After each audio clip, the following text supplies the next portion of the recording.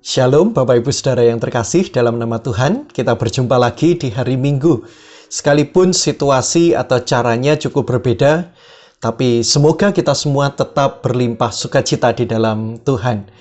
Mari saya mengajak kita sekalian, kita memohon pimpinan Roh Kudus untuk pemberitaan firman Tuhan pada hari ini. Mari kita berdoa. Tuhan Yesus, kami mempersiapkan diri mendengarkan kebenaran firman-Mu. Nyatakanlah kebenaran firman-Mu kepada kami semua, dan layakkanlah kami, baik kami yang memberitakan maupun juga yang mendengarkan, supaya kami semua dimampukan untuk mendengar juga mengerti suara Tuhan itu. Berfirmanlah ya Tuhan, karena kami siap untuk mendengarkan. Amin. Saudara yang terkasih, bacaan leksionari kita pada hari ini saya ambil dari Markus pasalnya yang ke-6, ayatnya yang pertama hingga ayatnya yang ke-13. Saya akan membacakan bagi kita semua dan mari kita bersama membuka Alkitab kita. Markus 6, ayatnya yang pertama hingga ke-13.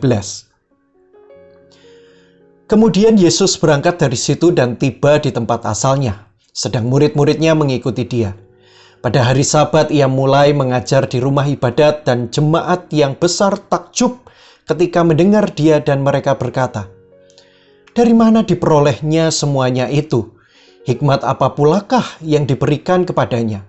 Dan mujizat-mujizat yang demikian bagaimanakah dapat diadakan oleh tangannya? Bukankah ia ini tukang kayu, anak Maria, saudara Yakobus, Yoses, Yudas, dan Simon? Dan bukankah saudara-saudaranya yang perempuan ada bersama kita?" Lalu mereka kecewa dan menolak dia. Maka Yesus berkata kepada mereka, "Seorang nabi dihormati di mana-mana kecuali di tempat asalnya sendiri, di antara kaum keluarganya dan di rumahnya. Ia tidak dapat mengadakan satu mukjizat pun di sana, kecuali menyembuhkan beberapa orang sakit dengan meletakkan tangannya atas mereka." Ia merasa heran atas ketidakpercayaan mereka. Lalu Yesus berjalan keliling dari desa ke desa sambil mengajar. Ia memanggil ke-12 murid itu dan mengutus mereka berdua-dua. Ia memberi mereka kuasa atas roh-roh jahat dan berpesan kepada mereka supaya jangan membawa apa-apa dalam perjalanan mereka kecuali tongkat. Roti pun jangan, bekal pun jangan, uang dalam ikat pinggang pun jangan.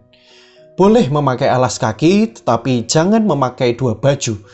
Katanya selanjutnya kepada mereka, "Kalau di suatu tempat kamu sudah diterima dalam suatu rumah, tinggallah di situ sampai kamu berangkat dari tempat itu.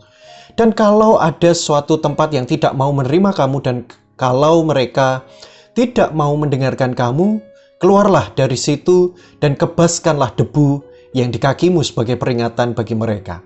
Lalu pergilah mereka memberitakan bahwa orang harus bertobat dan mereka mengusir banyak setan dan mengoles banyak orang sakit dengan minyak dan menyembuhkan mereka. Sedemikian jauh bacaan firman Tuhan. Berbahagialah kita yang tidak hanya mendengar firman Tuhan tetapi juga melakukannya dalam hidup sehari-hari. Bapak Ibu Saudara yang terkasih dalam nama Tuhan, dalam menjalani kehidupan konon katanya ada beberapa ketakutan dasar yang dimiliki oleh manusia. Ada yang takut akan masa depan, sebab manusia itu terbatas untuk mengetahui segala sesuatu yang belum terjadi. Ada yang takut kehilangan pasangan hidup, kehilangan pekerjaan, kehilangan orang tua atau anak, kehilangan harta benda, dan sebagainya. Ada pula yang takut suatu saat nanti kita kehilangan kemandirian dan kemampuan.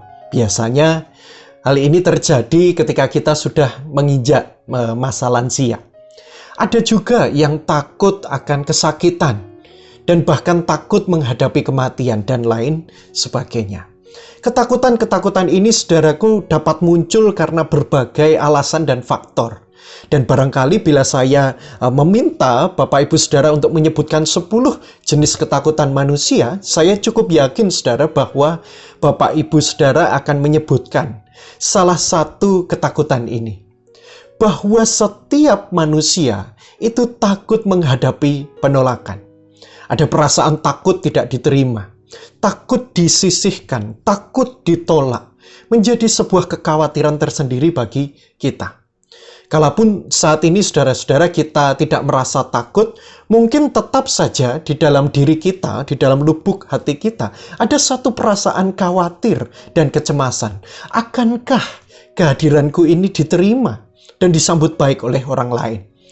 Mari kita coba untuk sedikit membayangkan saudara, apalagi ada dari antara Bapak Ibu saudara yang simpatisan, yang baru saja datang ke Mojosari, atau kita yang sering berpindah tempat atau kota, gitu ya. Atau mungkin kita yang sudah cukup lama di Mojosari, sekalipun barangkali kita saat ini sudah tidak berpindah tempat, kita sudah tinggal begitu lama di Mojosari, gitu ya. Sekalipun kita sudah tidak merasakan ketakutan akan penolakan itu, gitu ya. Tetapi mari kita coba bayangkan, saudara, ketika kita dulu datang pertama kali ke suatu tempat yang baru, yang asing, yang tidak kita kenali sebelumnya, apa kekhawatiran kita, saudara? Biasanya kan demikian. Apakah saya cocok dengan tempat yang baru ini? Makanannya bagaimana, cocok apa enggak? Dan yang paling penting, apakah kita diterima di lingkungan masyarakat kita, di lingkungan pekerjaan kita yang baru, di lingkungan komunitas kita yang baru? Tentu ada kekhawatiran semacam ini, saudara. Dan hal ini begitu wajar, sebab manusia itu memiliki natur kenyamanan dan keamanan sebagai tujuan hidup. Penolakan adalah salah satu penghambat dalam kenyamanan itu. Dan untuk itulah saudara, sudah semestinya hal ini tidak kita harapkan terjadi. Manusia akan dengan mudah menganggap atau melihat penolakan itu sebagai sesuatu yang membahayakan kehidupan, sesuatu yang mengancam keberadaan diri kita sebagai manusia. Bila penolakan ini saudara terjadi di lingkungan yang baru, mungkin kita akan cenderung memakluminya. Tetapi bagaimana jika penolakan ini justru terjadi atau dilakukan oleh orang-orang yang sebenarnya begitu dekat dengan kita, saudara? Bagaimana perasaan kita jika seandainya kita ini ditolak, gitu ya, oleh orang-orang yang pernah mengenal kita, yang barangkali dulu kita menghabiskan waktu bersama dengan mereka. Kita mungkin pernah membantu mereka melewati krisis atau mengatasi kesulitan hidup mereka. Dan kemudian di suatu waktu kita menemukan bahwa tindakan mereka bertolak belakang. Mereka merendahkan dan bahkan menolak kita. Seketika yang akan muncul, saudara, di sana barangkali akan ada perasaan kecewa. Kita merasa dikhianati. Kita merasa bahwa kita tidak dihargai atau tidak diakui.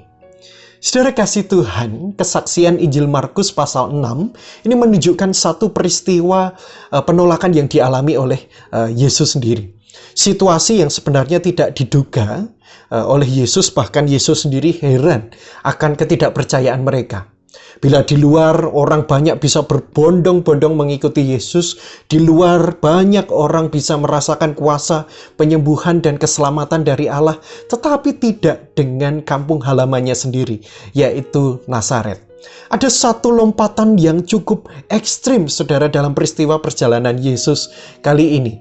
Kalau tadi disebutkan pada awalnya di ayat yang kedua, mereka merasa takjub dengan pengajarannya. Mereka begitu heran dengan kebijaksanaan Yesus, segala perumpamaan dan pengetahuan yang dia miliki, gitu ya. Yesus memiliki sesuatu yang tidak dimiliki oleh pengajar-pengajar yang lain di masa itu, karena dia mengajar dengan penuh kuasa. Ya. Apalagi di tempat yang sebelumnya karir perjalanan pelayanan Yesus ini begitu cemerlang, di Galilea, di Kapernaum dan lain sebagainya. Ketika Yesus mengajar di sebuah sinagoge di Kapernaum, Yesus menyembuhkan orang lumpuh. Sesaat sebelum peristiwa ini dalam bacaan kita minggu lalu, saudara-saudara, kita juga mendengar bahwa Yesus juga membangkitkan anak Yairus yang sebelumnya dipercaya bahwa ia telah mati. Mungkin kalau disandingkan di masa kini, saudara, Yesus ini sudah menjadi seperti seorang pahlawan yang berhasil. Namun yang terjadi selanjutnya justru mengherankan, saudara. Orang Nazaret dalam ketakjubannya dengan segera mereka ini menolak kehadiran Yesus. Apa sebabnya, saudara? Mereka menolak Yesus karena mereka merasa paling tahu siapa itu Yesus. Mereka merasa tahu tentang identitas Yesus, tentang silsilah Yesus, gitu ya. Di sini terlihat ada perasaan yang mengikuti, saudara, semacam perasaan iri di dalam diri mereka. Lah Yesus itu sama kok dengan kami. Makannya juga sama, dulu juga tumbuh besar bersama-sama. Kami juga dulu sama-sama berasal dari Nazaret, gitu ya. Satu tempat pedesaan yang barangkali biasa, yang terpencil, di mana tidak ada seorang pun yang istimewa di sana. Keluarganya loh juga ada bersama-sama dengan kami. Yesus ini kan anak tukang kayu. Wong kita ini dulu kalau pintu kami ini rusak, ya perginya ke tempat Yesus atau ke rumah Yesus. Yesus yang dulu, ya Yesus yang sekarang. Ya sama-sama tidak berharganya. Oh, engkau mungkin boleh hebat di luar, tetapi di sini Yesus, ya engkau tetap sama seperti kami yang biasa. Engkau tetaplah cucu kami, tetaplah anak kami. Tidak perlulah engkau ini sampai mengadakan mukjizat, sok menjadi pemimpin. Singkatnya, saudara, hanya karena latar belakang Yesus yang mereka merasa ketahui, mereka melihat Yesus dengan sebelah mata. Mereka meremehkan Yesus, saudara. Saudara kasih Tuhan, kita tahu betul bahwa penolakan semacam ini tidak jarang kita temui. Seorang yang ketika dewasa menjadi sosok yang baik, yang sukses, tentu akan disangkut pautkan dengan masa kecilnya atau latar belakang keluarganya. Masakan dia ini sekarang baik? Loh, padahal loh, dulunya dia ini nakalnya minta ampun. Gitu ya. Atau bisa juga begini, anak seorang penipu tentu akan tumbuh menjadi seorang penipu. Atau kalau dulu bandel, dablek, ya sampai sekarang pun ya sama, dia akan tetap dablek, tetap nakal. Miris memang, saudara. Namun seringkali kita temui. Labeling yang jahat ini ada di dalam tradisi yang menurut bahasa kita ini disebut sebagai gibah, ya, atau hobi mereview orang berdasarkan latar belakangnya, gitu ya. Yang cilakanya dilakukan dengan tidak bijak, saudara. Sama seperti apa yang dialami oleh orang Nazaret ini. Oh, ini gak bisa, ini siapa dia? Dia tidak ada bedanya dengan kami. Kalaupun dia berbeda, mengapa dia bisa memiliki segala kuasa itu dan kami tidak? Dan mereka mengusir Yesus, saudara. Apa akibatnya, saudara? Apakah ketidakpercayaan ini memberikan dampak yang tidak baik? Di ayatnya yang kelima di sana dikatakan bahwa ia tidak dapat mengadakan satu mukjizat pun di sana kecuali menyembuhkan beberapa orang sakit. Satu hal yang kita pelajari, saudara, penolakan kita sebagai manusia ternyata dapat menghambat kuasa Tuhan. Penolakan kita membuat kebaikan Tuhan dan segala rancangan Tuhan itu tidak dapat terjadi dan tidak dapat terlaksana secara sempurna. Tanpa sadar ketika kita menolak maka akan ada dampak buruk yang mengikuti. Yaitu kita tidak akan menerima kuasa Allah itu secara sempurna atau utuh. Hati-hati, saudaraku. Bila kita kerap kali menolak kehadiran Tuhan, bila kita sering kali mengingkari kuasa Tuhan, maka kehidupan kita menjadi tidak akan berarti. Kita tidak akan mengalami kehidupan yang baik. Kita menjadi hampa, tidak akan merasakan perubahan hidup yang berarti, saudara. Bapak Ibu Saudara yang terkasih dan mengasihi Tuhan, itu tadi refleksi kita ketika kita mencoba menempatkan diri kita sebagai orang Nazaret. Gitu. Dan yang membuat begitu istimewa di dalam cerita ini adalah yang menjadi perenungan kita selanjutnya adalah tentang bagaimana respon Yesus itu sendiri. Yesus memang heran dengan ketidakpercayaan mereka. Tetapi yang menarik adalah bahwa Yesus di sini seakan-akan sangat memaklumi respon manusiawi mereka. Seketika itu Yesus mengatakan di ayat yang keempat, saudara, seorang nabi dihormati di mana-mana kecuali di tempat asalnya sendiri, di antara kaum keluarganya dan di rumahnya. Dan yang terjadi setelah itu lebih menarik lagi, saudara. Apa yang dialami oleh Yesus kala itu? Ya, ternyata, saudara-saudara, Yesus ini luar biasa. Ya, hal-hal yang dia alami di dalam penolakannya itu tidak menghambat Yesus untuk terus mewartakan kabar baik. Artinya adalah Yesus tidak menjadikan penolakan itu sebagai alasan untuk dia berhenti melakukan kebaikan terhadap orang lain. Ketika Yesus melakukan hal ini, saudara, saya teringat dengan apa yang pernah dikatakan oleh Charles Swindoll, ya, bahwa kehidupan itu 10% itu berbicara tentang peristiwanya. Ya. 90%-nya tentang apa, saudara? 90%-nya adalah tentang bagaimana respon kita atas peristiwa itu. Dengan kata lain, yang terpenting bagi kita dalam sebuah penolakan yang seringkali tidak dapat kita hindari adalah bagaimana respon kita memaknai penolakan itu di dalam kedewasaan diri. Di dalam bacaan leksionari kita yang lain, saudara, sebenarnya kita juga dapat belajar. Sekalipun kita tidak membacanya saat ini, saudara, di dalam Yeskiel pasalnya yang kedua, Tuhan itu tahu bahwa bangsa Israel itu tegar tengkuk. Bangsa Israel itu belum tentu benar-benar berubah setelah mereka mendengarkan firman itu, saudara. Tetapi itu semua tidak penting. Karena yang terpenting bagi Tuhan adalah supaya firman Tuhan itu tetap dinyatakan di tengah-tengah bangsa mereka. Supaya mereka tahu bahwa di tengah bangsa mereka ada wakil Tuhan yang mau berbicara kepada mereka, yang terus mengingatkan mereka. Ya. Supaya apa? Supaya mereka belajar mendengarkan firman Tuhan. Jadi ukurannya adalah, saudara, bukan soal perilaku manusia yang berubah melalui firman itu, tetapi supaya kebenaran itu tetap dinyatakan di dalam hidup ini.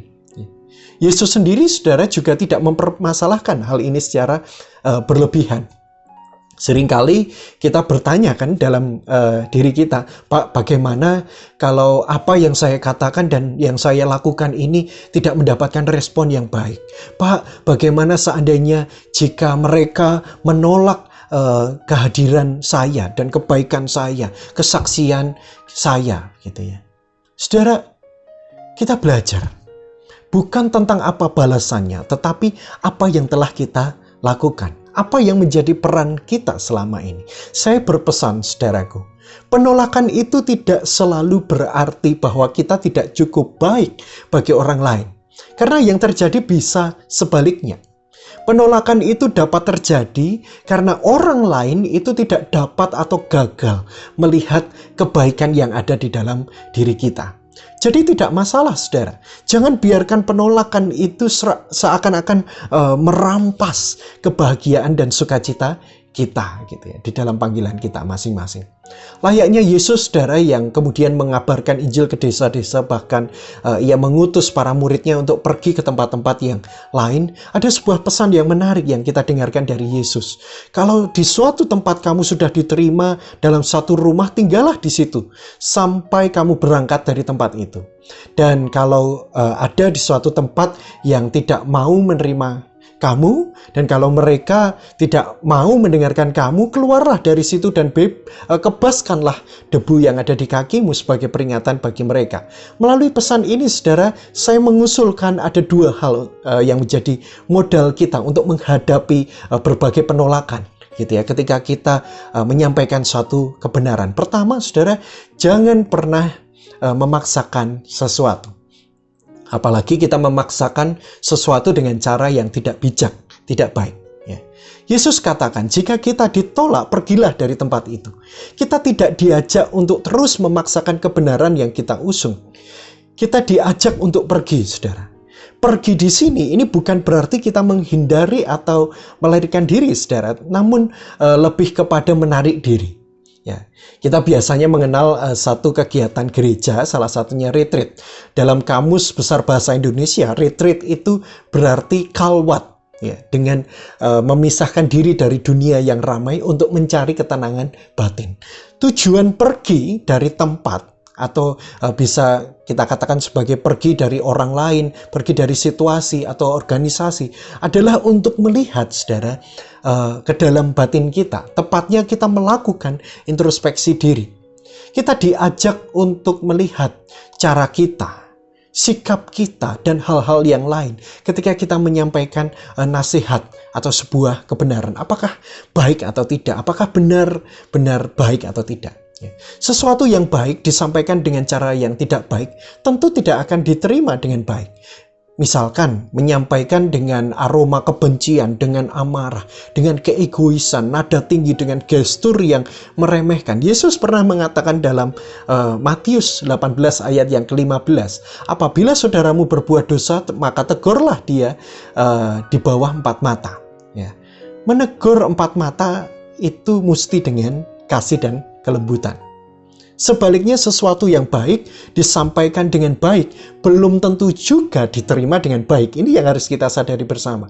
Mungkin kita pernah melakukan ini. Kita mencoba dengan lemah lembut begitu ya, menata kata, menata hati, menyampaikan dengan kasih sayang, tapi kok gak direken blas gitu ya.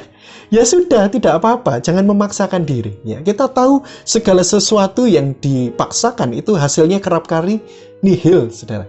Lalu apa kita mundur begitu saja? Tentu juga tidak. Ada hal yang perlu kita lakukan. Poin kedua yang perlu kita sadari bersama adalah lanjutan dari ajakan Yesus yang pertama adalah kita mengebaskan debu yang menempel. Ya. Keluarlah dari situ dan kebaskanlah debu yang di kakimu sebagai peringatan bagi mereka. Apa makna mengebaskan debu ini, saudara? Mengebaskan debu ini berarti ketegaran dan kesungguhan untuk tetap mewartakan panggilan pertobatan itu kepada dunia. Mengebaskan debu itu berarti sebuah tanda bahwa masih banyak hal kotor yang menempel dan perlu dibersihkan. Berarti, saudara, Yesus ini menyuruh para muridnya untuk memberi tahu kepada orang-orang yang menolak mereka bahwa masih banyak debu yang menempel di dalam dalam diri mereka, dan itu perlu dibersihkan, saudara. Dan sekali lagi cara kita memberitahu harus tentu dengan lembut dan bijak. Misalkan saja, mari kita tetap berdoa agar Tuhan mengaruniakan kerendahan hatian kepada kita untuk terus mengupayakan perbaikan diri. Intinya, kita diajak untuk mendoakan orang yang sedang kita perhatikan, saudara. Nah, kedua hal itu mengingatkan kita untuk menjadi penyuara kebenaran yang baik, saudara. Tidak memaksakan, tetap rendah hati, namun tetap setia mendoakan dan melakukannya. Jelas itulah yang diteladankan oleh Yesus dan dikehendaki oleh Yesus. Namun ada satu hal yang perlu kita waspadai dan renungkan bersama, saudaraku, ya. Siap untuk ditolak.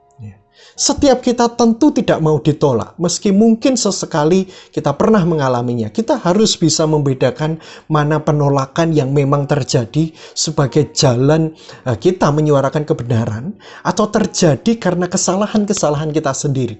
Jangan sampai, saudara, kita berkata bahwa aku ditolak, aku tetap maju. Ini adalah jalan Tuhan, gitu ya. Padahal jelas-jelas kita menyakiti orang dengan sikap dan lisan kita, saudara. Nah, disinilah kita perlu kecermatan untuk membedakan di antara keduanya. Biarlah Tuhan memberkati dan memberikan kekuatan bagi kita. Amin. Mari kita bersama berdoa. Ya Tuhan, kami bersyukur di pagi hari ini Engkau boleh mengingatkan kepada kami satu nilai yang luar biasa. Ketika kami harus menyuarakan kebenaran itu kepada dunia.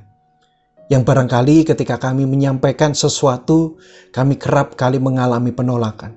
Tetapi biarlah kami juga belajar untuk menyampaikan segala kebenaran firman Tuhan itu dengan cara yang baik, dengan motivasi yang benar. Bukan hanya supaya kami diterima, melainkan supaya tujuan dari Allah dan panggilan dari Allah ini tetap terlaksana dalam diri kita. Mampukanlah kami ya Tuhan untuk tetap melakukan hal-hal yang baik. Secara khusus ketika kami saat ini menghadapi pandemi yang masih saja terus berjalan dan berlangsung. Kiranya Engkau mengingatkan setiap kami untuk kami tetap bertindak secara bijak hari lepas hari. Dan biarlah Tuhanlah sendiri yang berkuasa dan menguasai setiap kehidupan kami hari lepas hari. Terima kasih ya Tuhan, kami menyerahkan kehidupan kami jauh ke depan, hanya di dalam tangan kuasa-Mu, Tuhan kami Yesus Kristus. Amin.